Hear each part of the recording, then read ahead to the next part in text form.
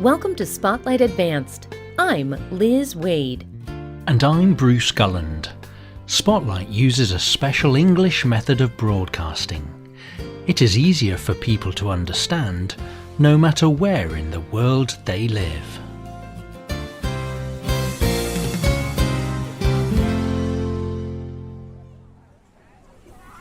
The children laugh and shout loudly. They are playing games on the playground. One child is it. He runs after a group of other children. He catches one of them. That second child becomes it. She now chases the other children and tries to catch one. They are all playing a game of chase or tag. In another area of the playground, two children each hold opposite ends of a long rope. They turn it round and round and up and down. Other children take turns to jump over the rope as it is being turned. They are skipping. And all the children who are skipping are also singing special skipping songs.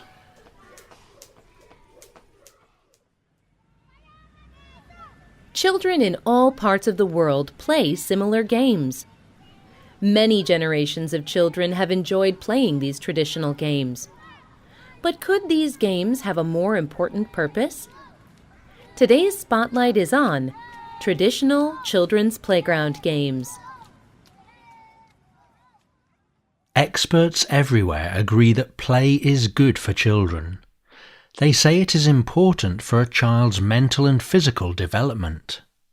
Nicola Butler from the organisation Play England told the Huffington Post, "Traditional playground games are necessary for children's health, well-being, and development.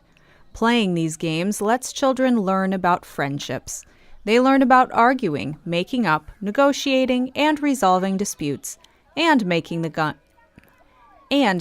game fun and fair. But most importantly, being involved in these games make children happy." Did you know that children from many countries play the same or similar traditional games? Though these games often have different names in different countries. The game of leapfrog has been played in the United Kingdom since the 16th century. In this game, one child bends down and holds his knees or ankles.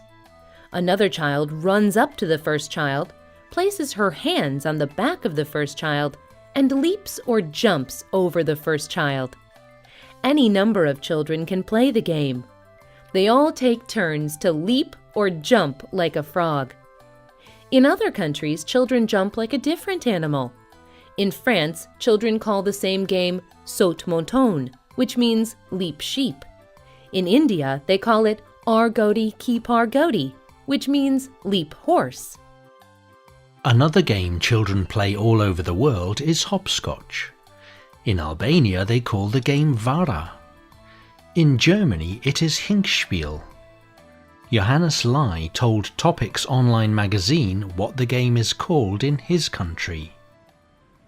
"When I was a child, my friends and I used to play many traditional games from my country, Indonesia. A game I played a lot was called one-leg jump." One-leg jump is a good name for the game of hopscotch.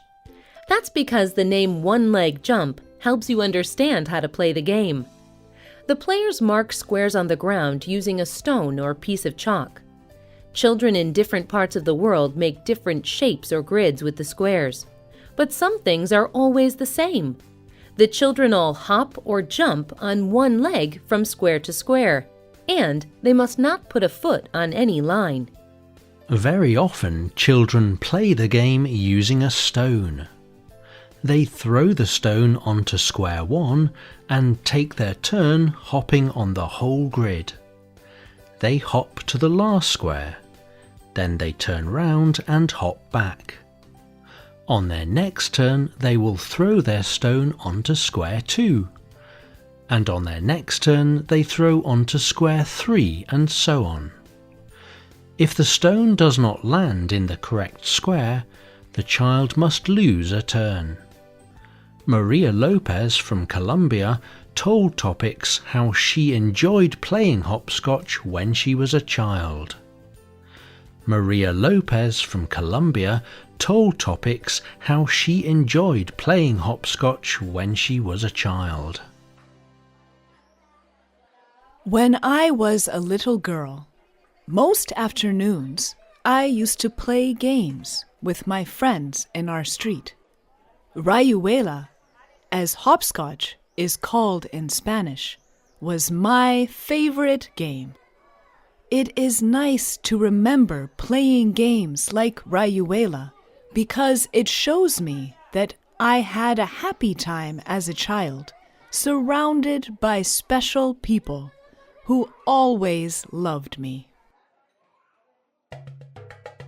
It may surprise you to learn that hopscotch is a very old game. Experts say that nearly 2,000 years ago, Roman soldiers used something similar as an exercise. They had to hop up and down a 100-foot series of squares. They did this to make them stronger and quicker on their feet. Marbles is another ancient game that is played around the world. No one knows exactly how old it is, but we know the Romans played this game too. You can see children playing marbles on ancient Roman wall paintings.